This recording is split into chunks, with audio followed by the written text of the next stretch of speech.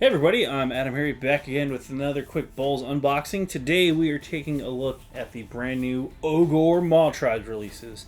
They recently just got a new Destruction battletome, and they have the brand new Ogor Mawtribe's Great Mawpot, which is a super cool terrain slash buff for the army thing we're going to show off today as well. So let's go ahead and dive on in. We're going to start today with the Ogor Mawtribe's Great Mawpot, because I think this miniature is really neat.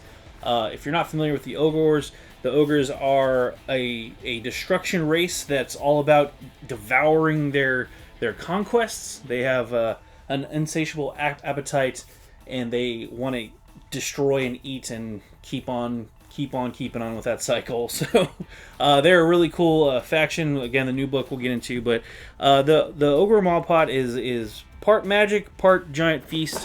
It's got some in-game buffs for the Ogors as well, and we're going to check this stuff out alongside the miniature. So we've got the instructions. We'll go over those in a second because the rules are actually on there, so we'll get to show those off. But as you can see here from the kit, it's 2 sprues. We're taking a look at this one first. This one looks like it's got kind of the bottom of the kit with the little butcher's table here. And then let's call it a stew. Is that fair? A stew? Sure. That's the top of the Mawpot, and you can see here it's a solid piece. Lots of detail going on. There's bones everywhere. There's discarded refuse and just like pieces of wood, I think probably used to what they're using to boil this food? Question mark. Flipping it over here, it does have some hollows here.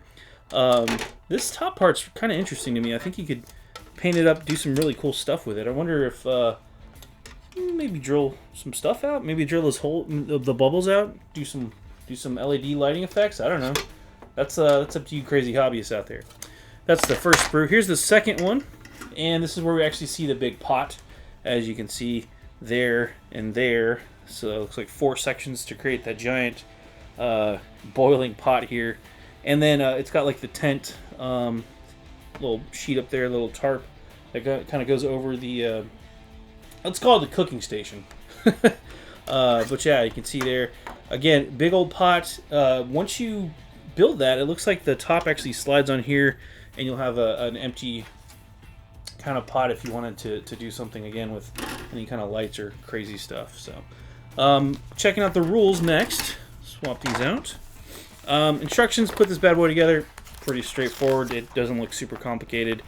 So there you have it. Rules wise, what does this thing even do? So let's find out. For starters, it's a scenery piece. Right here, it's got the Vessel of the Gulping God. So add 1 to casting or unbind rolls for Ogre Wizards while they're within 1 inch of the Great Mawpot. So that's nice. Also has Battle Broth. This one is basically an army-wide heal. So Great Mawpot is said to be either full or empty. So it's 2 states, full or empty. If this at the start of battle it's full, in your hero phase, 1 friendly Ogre hero within 6 inches of a full Great Mawpot from your army can spend all of that Great Mawpot's magic. If they do so, they heal D3 wounds allocated to each friendly Ogre unit wholly within 36 inches of the Great Mawpot. Roll separately for each one. Once the magic is spent, it's empty. And then throw them in. If the enemy model is slain within 6 inches of an empty Great Mawpot from your army, it becomes full. So there you have it. That's what this thing does. You can empty it out to do a massive 36-inch buff. And again, from the looks of the picture, it's going to be a pretty big footprint there for this model. So kind of cool. And then there's multiple versions of that in different languages as well. So that is the Great Mawpot. Here is the new Ogor Mawtribe's Battletome. Real fast, this is going to be a really quick overview. We're not going to go through the book page by page or in a ton of detail. Some of the key features of this book, you get a ton of lore about the Ogor Mawtribes. If you played previous incarnations like the Beastclaw Raiders, this book essentially recombines the Beastclaw Raiders with the old Ogor stuff from Destruction, that big Battletome, and you've got a new book for both now. So there are 6 tribes, 3 for the kind of infantry versions of the Gutbusters, essentially, and then like 3 for the Beast Claw Raiders. They all have their own special rules, general traits, warlord traits, stuff like that, command abilities, and then also relics. That's what I was trying to say. So yeah, it's a lot of new rules. If I'm perfectly honest, I don't know the ogre rules by heart. I have had some scraps with the ogres, but it's not an army that I play, so I can't speak to whether or not the rules got super updated or the points got tweaked. I'm sure they did though. So if you are an ogre player, you're interested in playing either ogres or formerly Beast Claw Raiders or anything like that, definitely check this book out. It's your new battletome, so you're gonna want to get it anyway. Let's dive in. So again, the ogres are all about the eating stuff. Show you guys the contents here, table of contents. As you can see, we got about 70-ish pages, 40 pages here of lore. And then we get into, I think, the paint sections there, and then we get into the rest of the rules. It's about 50 pages of rules worth of stuff. And again, you're gonna get all your standard stuff, all the different war scrolls and everything like that. So ogres actually have a pretty nice model range in terms of like number of units, and yeah, they're big beefy models too. It is a smaller elite army most of the time. You're not gonna generally have hordes of 40-man blocks of ogres running around, although you could, I guess. They also have some really cool big creatures like the thunder tusks and the stone horns and things like that. So again, a pretty cool unit, pretty cool army overall, I think. They actually do have some cool tricks and stuff too, with things like the Yetis and the saber claws, the tigers. What are they called? Saber somethings. Where are they at? Frost sabers. Those guys. Yeah. Just being able to outflank and do stuff.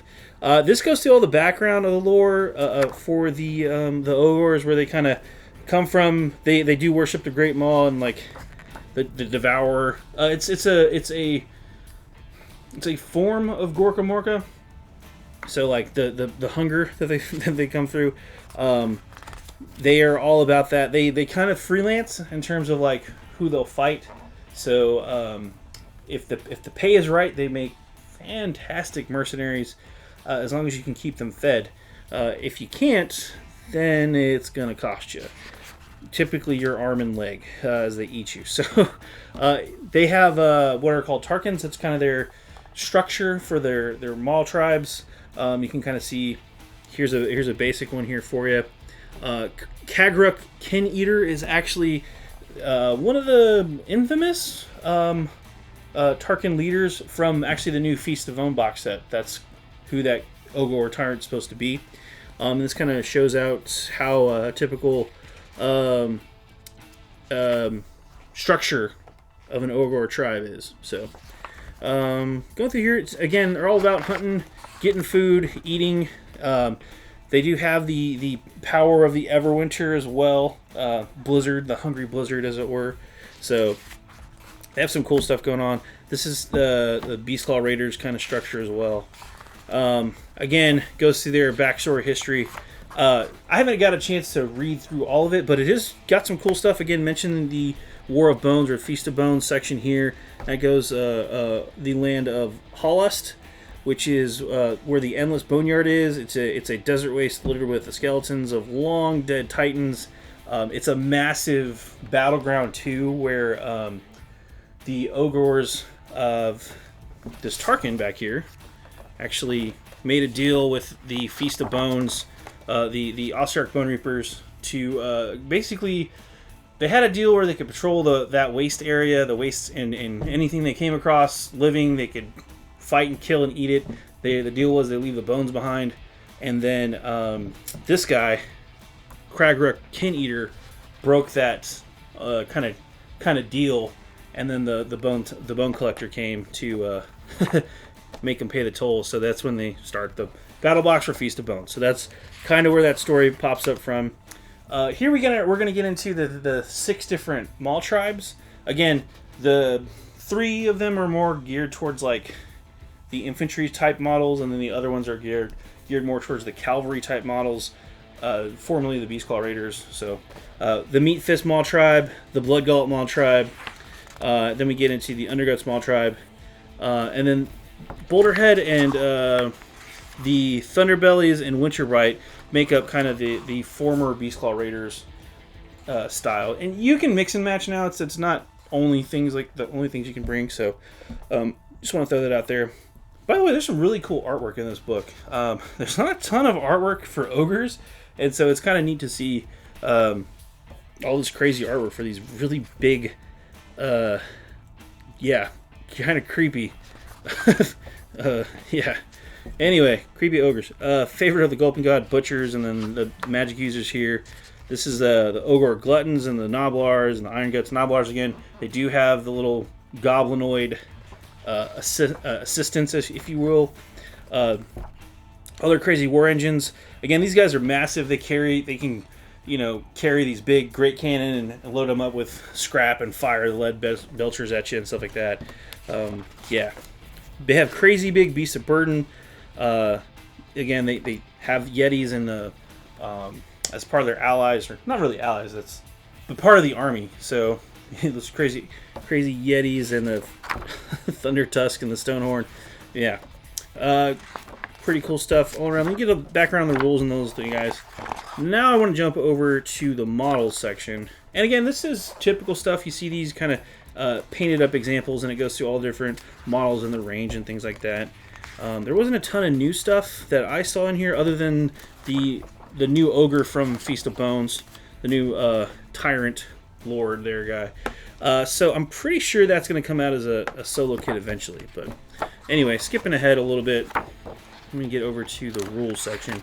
It does have a neat painting section too, so it's pretty in depth. I definitely recommend checking that out. Here we go over their allegiance abilities. So one of the big things that changed for the Ogres overall is they have this new thing called Ravenous Brutes. So if an ogre unit is more than 3 inches away from an enemy unit, it's hungry. If the ogre is within 3 inches of an enemy unit, it's eating. You add 2 to the move characteristic of a unit that is hungry. You add 2 to the bravery characteristic of a unit that is eating. That's a pretty big deal. One of the weaknesses ogres had was, while they're not slow, they didn't have a whole lot of movement tricks for the basic ogres. You could kind of dance around them, and being the fact that they didn't have really big units. Well, they did have a pretty good sized footprint. You could outmaneuver them. You could outnumber them and outmaneuver them. That extra 3 inches or 2 inches for their move is actually a really big deal for them because it applies to the move stat. So, yeah, they can surprise you with their speed. And then once they get locked into combat, another weakness they had was if they failed battle shock tests, you're pulling whole models. And, some cases that's like 4 or 5 wounds per dude that are just bolting.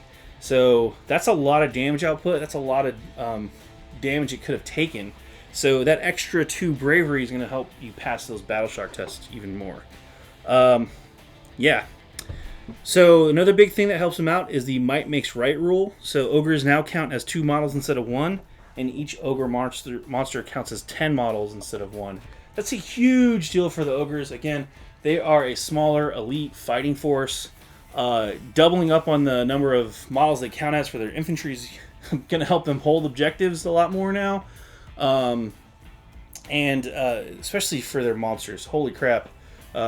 Having, a Thunder Tusk or 2 on an objective now counts as 20 models. So you can't just flood them with a unit of 20 and take the objective. You actually have to kill one of them now to claim the objective. So that should help out with the overall battle plan for them too. And then obviously too, if you want to take any of the specific Mawtribes, you gain that keyword and those abilities as well. So yeah, cool stuff all around. They have a ton of command traits. I'm not going to go through these, but you get them for the Tyrants, for Butchers, for the Beastclaw. So if you have a Frost Lord or Huskguard, and then Tyrants of the traits of the Hunter as well. So if you want to run a Hunter as your Warlord or your General, you can do that. Again, same deal with the Artifacts of Power. Lots of those options to choose from. Spell Lores, they have the unique Gut Magic Spell Lore for Butchers only. The Firebellies have 3 spell lores, and then Everwinter, if you run in any Ogre Mawtribe Priests, you have access to these too. And then you have mount traits. Again, they do have some pretty sweet mounts. And then go through just all the different tribes, again, like I mentioned earlier, I'm going to show these two off real fast, but you get all 6 of them have abilities, command traits, and artifacts of power. So pretty cool stuff. The Meat Fist tribe, for example, here, their ability is they get Fleshy Stampede, so you can add 1 additional die when a Meat Fist unit uses the Trampling Charge battle trait, which, if we jump back to page 71, show you that real quick.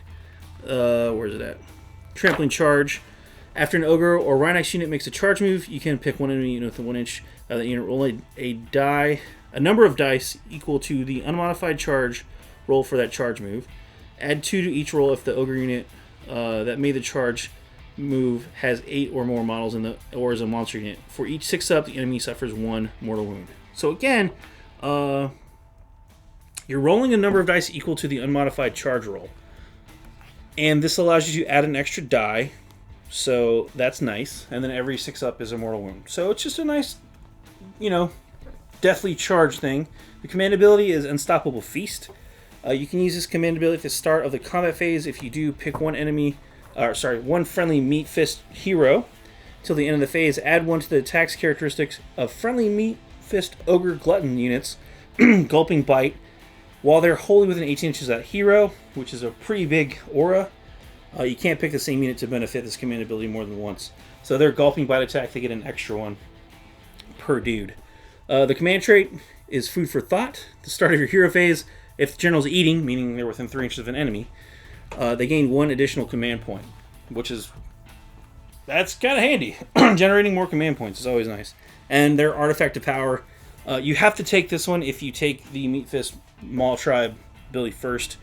This is the Gut Plate of Gur. You can reroll save rolls of 1 for attacks that target the bear. So, again, cool stuff there. You can see the Blood Gullet. You also get Underguts and Boilerhead and Thunderbellies and Winterbite. So all those, they get your own battle plan. And there's a second one. Path to Glory stuff's all in here too, which is great. And then you get more War Scrolls, more battalions, quite a few actually. And then all the rules, all updated War Scrolls for all the different units. So go through all those. Again, I'm not an Ogre player. Kind of wishing I was right now, but you can check out all your stats and updated things. You can actually find their War Scrolls also available in the Games Workshop app or on their webpage as well. You just go to the unit, and then down at the bottom, the download section has their War Scrolls available for you. So I'm not going to go through those because you can find them yourself. And of course, in the back too, you get points for the army. They do not have endless spells. Sorry. So no endless spells, but points and stuff like that. So at the back page. So go check this book out. Well, folks, those are the new releases for the Ogre Mawtribes. I hope you enjoyed this quick overview. I'm AdamHarry from BoLS. Thanks for watching.